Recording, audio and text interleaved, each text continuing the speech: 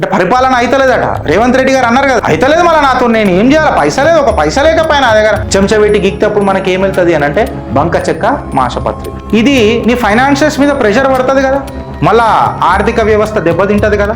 మీరేదైతే 20,266 కోట్లు బారోయింగ్స్ లోపల తీసుకొని సంవత్సరం లిమిట్ ని పొక్కబెట్టేసిరు కదా, ఏ ప్రాజెక్టులకు స్పెండ్ చేసిర్రు, ఆ ప్రాజెక్టుల పేర్లు ఏంది, ఆ ప్రాజెక్టులు ఏ కాంట్రాక్టర్లకు ఇచ్చిర్రు, దాని కంప్లీషన్ స్టేటస్ ఏంది, వాల్యూ ఏంది. ప్రజా పరిపాలన అని అన్నారు కదన్న, ప్రజలే మీ పరిపాలనను క్వశ్చన్ చేస్తున్నారు, అకౌంటబిలిటీ అడుగుతున్నారు. రాహుల్ గాంధీకి అడ్డు పోతే శిలాశాసనం, మరణ శాసనం ఇవన్నీ పక్కకు పెడతాం. నాకు ఇది కావాలి కదా.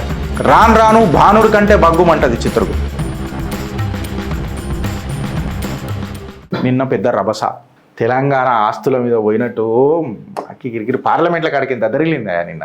అసలు అంతా ఏం చేసింది అని అంటే, నా ఫేవరెట్ పేపర్ ఉంది కదా సౌత్ ఫస్ట్, నా ఫేవరెట్ పేపర్ సౌత్ ఫస్ట్లా Telangana financial model Telangana financial model అని చెప్పి సౌత్ ఫస్ట్లో వచ్చింది. మొత్తం అయితే ఇట్లా కడిగేసిరిగో ఇదంతా పెట్టింది. దీని మీద నేను జర క్షుణ్ణంగా సంక్షిప్తంగా పోదామని ఎట్లా పోదామని మాట్లాడదాం జర. కాగా ఏం చేసిందనంటే, ఫైనాన్షియల్ ఇయర్ 2025-26 తెలంగాణ బుక్స్ని ఆడిట్ చేసి డేటా ముంగట పెట్టింది. కాగ్ రిపోర్ట్ కదా Girish, it is a recommending authority, అది కన్ఫర్మ్ కాదు కానంటే ఇదే కాగ్ రిపోర్ట్ తీసుకొని మన రేవంత్ అన్న కాళేశ్వరం ప్రాజెక్ట్ మీద ఖుషీకి లంగులాయి ఏ గడియా అని చెప్పి ఏషియన్ పెయింట్ వేసిండు. నుండు ఏషియన్ పెయింట్కి కూడా నేను ఎండార్స్మెంట్ చేస్తున్నా. సో మంచిగా ఖుషీకి రంగులాయి ఏ గడియా అని చెప్పి చేసిండు. మళ్ళా ఇదే కాగ్ రిపోర్ట్ ఇలా తెలంగాణ ఏదైతే ఆర్థిక పరిస్థితి ఉందో అది రెడ్లో ఉన్నది అని చెప్పి సిగ్నల్ ఇచ్చింది. మళ్ళీ దీని మీద చర్చిద్దామా వద్దా మీ కామెంట్ రూపంలో చెప్పండి. Total revenue receipts, tax revenue data ఉంది నా దగ్గర, లేదని కాదు. Total revenue receipts, tax revenue receipts, non tax revenue receipts, grant in aid from centre, physical deficit, ఇంతుండే గంతుండే, ఏమైపోయింది ఓ పంచాయతీ ఉండే. దీన్ని జర నీట్గా అర్థమయ్యేటట్టు మాట్లాడదాం. టూ మచ్ ఫైనాన్షియల్ నాలెడ్జ్ కాకుండా ఒక పామరుడికి కూడా అర్థమయ్యేటట్టు, నార్మల్ సిటిజన్కి కూడా అర్థమయ్యేటట్టు చేద్దాం. కాగ్ చెప్పిన ప్రకారం ఏంటంటే రిసిప్ట్స్ ఆర్ లో అని చెప్పారు. రిసిప్ట్స్ మీవి రెవెన్యూ రిసిప్ట్స్ నిన్ననే మాట్లాడుకున్నాం. మీ రెవెన్యూ ఎక్స్పెండిచర్ పెద్దగా ఉన్నది, రెవెన్యూ రిసిప్ట్స్ తక్కువ ఉన్నది అని చెప్పినాం. అంటే రెవెన్యూ రిసిప్ట్స్ తక్కువ ఉన్నది అని అంటే నీ కమిటెడ్ కాస్ట్లు ఎక్కువ ఉన్నాయి, అంటే నువ్వు కమిట్మెంట్ చేసినా ఎక్కువ ఉన్నాయి. లేదా గవర్నమెంటు ఏదైతే అప్పు తీసుకుంటుంది చూడు, అది ఎట్లున్నది అని అంటే, వెనకటికి రాజేంద్ర ప్రసాద్ గారికి ఒక సినిమా ఉంటుండే, అప్పు డే తెల్లారిందా అని చెప్పి షురువు అవుతుండే. ఇప్పుడు రేవంత్ రెడ్డి సర్కార్ పరిస్థితి కూడా గట్లనే అనిపిస్తుంది. Non tax and central grants అని మాట్లాడుకుంటే, ఫ్లెక్సిబుల్ అండ్ ప్రాజెక్ట్ ఫండ్స్ అని చెప్పి మాట్లాడితే అవి దుర్బిన్ పెట్టి చూసినా, భూతద్దం పెట్టి చూసినా తెలంగాణ కాగ్ రిపోర్ట్లో లేవు, కనిపిస్తలేవు. ఎందుకంటే ఉంటే కదా కనిపించనీకి, లేవు. రికరింగ్ బిల్స్ అని అంటే మన శాలరీసే తీసుకోండి, పెన్షన్సే తీసుకోండి, ఇంట్రెస్ట్ అండ్ సబ్సిడీస్ తీసుకోండి. అప్ ఫ్రంట్ అయితే కట్టాల్సిందే కదా, మళ్ళీ అది రెడ్డే కదా మనకు, అది ఆగే కదా. ఊకుంటాడా బ్యాంక్ కూడా, ఊకోడు కదా. పెన్షన్ కూడా నాకు తెలిసి సకాలంలో వస్తుందో లేదో నాకు తెలియదు.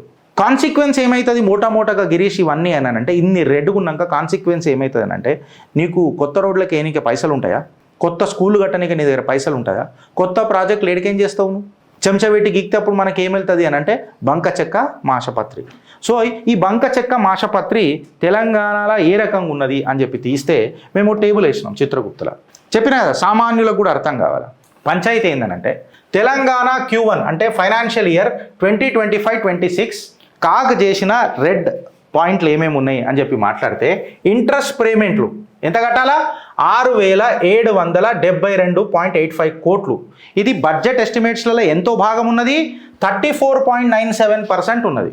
అంటే దీని అర్థమైంది, ఇది హై రికరింగ్ కాస్ట్, ఇది మన ఫిజికల్ స్పేస్ని రెడ్యూస్ చేస్తుంది ఖచ్చితంగా, అంటే మన డెవలప్మెంట్ ప్రాజెక్ట్లో ఆపేస్తుంది. ఇది నేను మాట్లాడతలే, కాగ్ ఇచ్చిన నివేదికని డీకోడ్ చేసి చిత్రగుప్తు మాట్లాడుతుంది. నా సొంత తెలివితో నేను మాట్లాడతలే, నాకు అంత తెలివి కూడా లేదు. నేను ఆటోమొబైల్ ఇంజనీర్ని, ఫైనాన్షియల్ ఇంజనీర్ని కాదు. పెన్షన్స్ కార్డుకి వద్దాం. పెన్షన్స్ కార్డుకి వస్తే 4,572.9 crores ఉన్నదంట, according to Deccan Chronicle data. ఇది బడ్జెట్ ఎస్టిమేట్లో ఎంత పర్సెంటేజ్ ఉంటుంది గిరీష్ అని అంటే 34.88%. అంటే రేవంత్ రెడ్డిలకి తప్పించుకోలేడు, ఎట్టి పరిస్థితులలో ఇవి చేయాల్సిందే. ఈడేమైపోయిందని అంటే, ఇది ఖచ్చితంగా నీ లయబిలిటీలను పెంచుతూనే ఉంటుంది కదా. సబ్సిడీస్, ఇప్పుడు సబ్సిడీస్ కాడుకొద్దాం.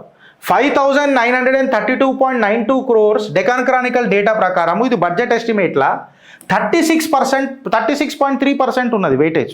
నువ్వు సబ్సిడీస్ ఎక్కువ ఉన్నాయంటే దాని అర్థమైంది నీ కమిటెడ్ స్పెండ్స్ అంటే నువ్వు ఇచ్చేసినావు అది ఇచ్చేసేయండి సార్, బేలు ఇచ్చేసేయండి సార్, జాతిరత్నాలు ఇది జాతిరత్నాల స్పెండింగ్ అని అంటారు.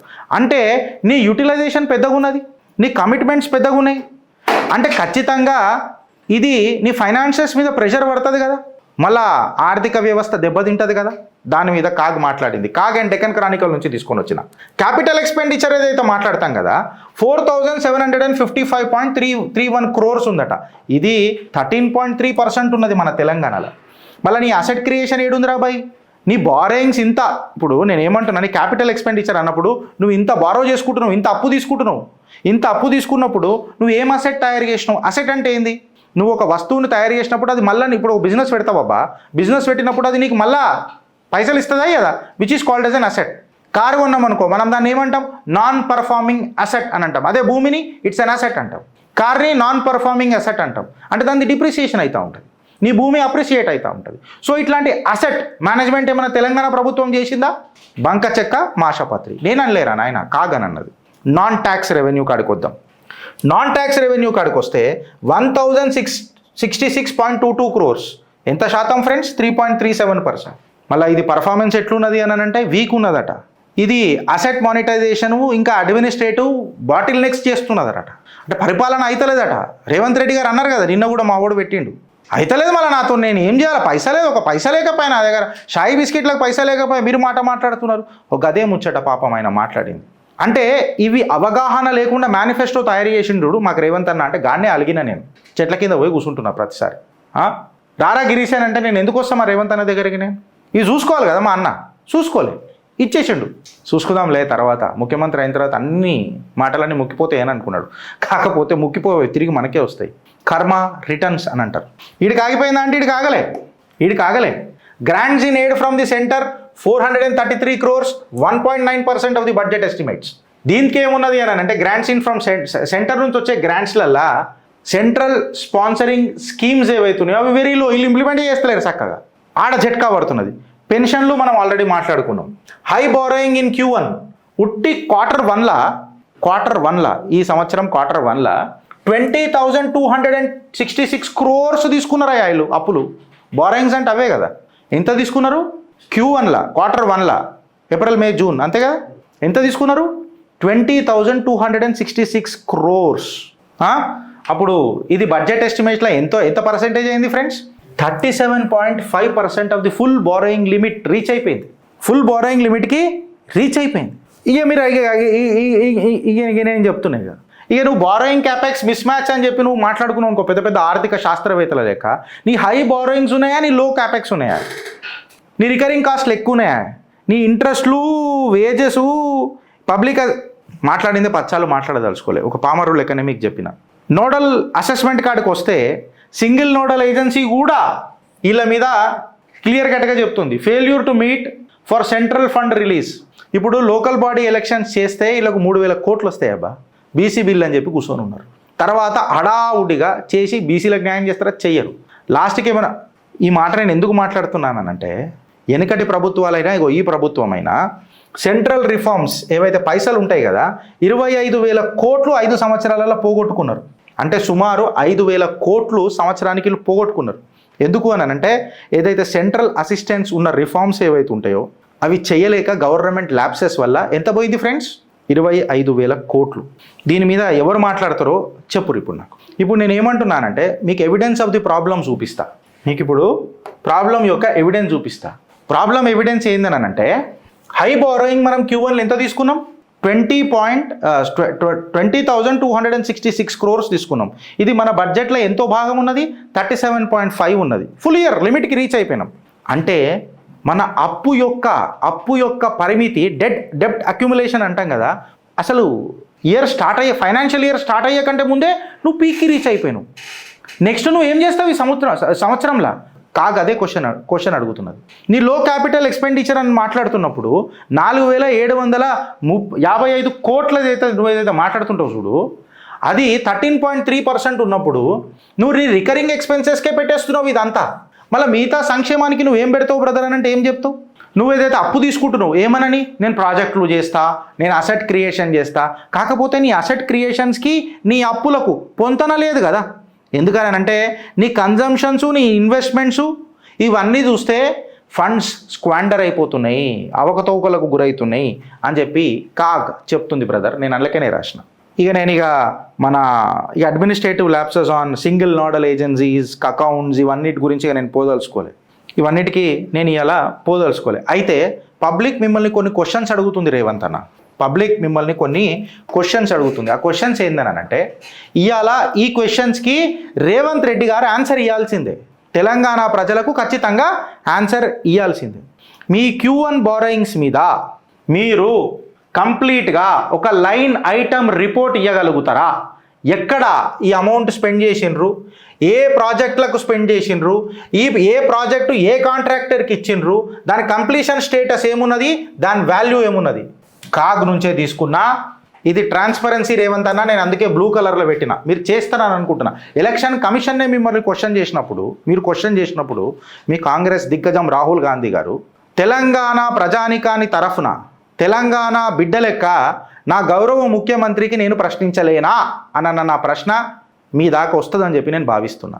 మీరేదైతే 20,266 కోట్లు బారోయింగ్స్ లోపల తీసుకొని సంవత్సరం లిమిట్ని పొక్కబెట్టేసారు కదా, ఈ పొక్కబెట్టిన పైసలు ఈ 20,266 కోట్లు ఏ ప్రాజెక్టులకు స్పెండ్ చేసిర్రు, ఆ ప్రాజెక్టుల పేర్లు ఏంది, ఆ ప్రాజెక్టులు ఏ కాంట్రాక్టర్లకు ఇచ్చిర్రు, దాని కంప్లీషన్ స్టేటస్ ఏంది, వాల్యూ ఏంది.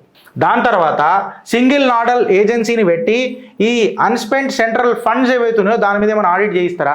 ఇమ్మీడియట్ ఆడిట్ సింగిల్ నోడల్ ఏజెన్సీని పెట్టి అకౌంట్స్ ఏదైతే ఈ బ్యాలెన్స్లు చెక్ చేయనికే, ఈ డిలేలు చెక్ చేయనికే, ఈ ల్యాబ్స్లు చెక్ చేయనికే, యూటిలైజేషన్ సర్టిఫికేట్లు ఇవ్వనికే, అకౌంటబిలిటీ చూపనికే, ఈ పబ్లిక్ ఫండ్ ల్యాప్సెస్ ఏవైతే ఉంటాయో దీన్ని అవాయిడ్ చేయనికే మీరు చేయగలుగుతారా? ఎందుకంటే ఈడ మీ ప్రభుత్వం యొక్క పరిపాలన ఇంకా అకౌంటబిలిటీ, ప్రజా పరిపాలన అని అన్నారు కదన్న, ప్రజలే మీ పరిపాలనను క్వశ్చన్ చేస్తున్నారు, అకౌంటబిలిటీ అడుగుతున్నారు. మళ్ళీ ఈ రెండు అయితే మీ FRBM కంప్లైన్స్ అండ్ రిపోర్టింగ్ ఏదైతే ఉంటుంది కదా, మళ్ళీ అవన్నీ జరుగుతాయా? ఫిజికల్ కాంపోజిషన్ కరెక్ట్గా ఉంటుందా? నీ డెప్ట్ ఎంత, నీ రెవెన్యూ ఎక్స్పెండిచర్ ఎంత, నీ డెఫిషిట్ ట్రెండ్స్ ఎంత, ఇవన్నీ పబ్లిక్ డొమైన్లో పెట్టగలుగుతావా? ఎందుకు అని అంటే ఇది పబ్లిక్కి కావాలి, నాకు తెలియాలి కదా. రాహుల్ గాంధీకి అడ్డు పోతే శిలాశాసనం, మరణ శాసనం ఇవన్నీ పక్కకు పెడతాం. నాకు ఇది కావాలి కదా. I'm making sense when I'm questioning this to my honourable CM. ఆలోచిస్తారా లేక అనుభవిస్తారా ఫ్రెండ్స్? Absolute data. చిత్రగుప్త్ చెప్పినా కదా, రాను భానుడు కంటే బగ్గుమంటది చిత్రగుప్త్. అబ్సల్యూట్ డేటా అడుగుతున్నా. మా రెవెన్యూ అంటే మేము ట్యాక్స్ కట్టిన పైసలు మేము అడుగుతున్నాం, మా లెక్క అడుగుతున్నాం. ఎవరిని అడిగి అప్పు తీసుకున్నావు 20,000 కోట్లు, ఆ లెక్క పత్రం ఏంది అని అడుగుతున్నాం. రేవంత్ అన్న లెక్కపత్రం ఇస్తాడో నాకు తెలియదు, కానీ ఇట్లాంటి లెక్కల చిట్టా ఇంకా గట్టిగిప్పాలని అంటే జరా సబ్స్క్రైబ్ బటన్ గట్టి కొట్టురి ఫ్రెండ్స్. అండ్ కమెంట్ రూపంలో ఈ కంటెంట్ ఎట్లుందో జర చెప్పురి ఫ్రెండ్స్. కంటెంట్ నచ్చితే ఒక నలుగురికి షేర్ చేయండి. భారత్ మాతాకి జై.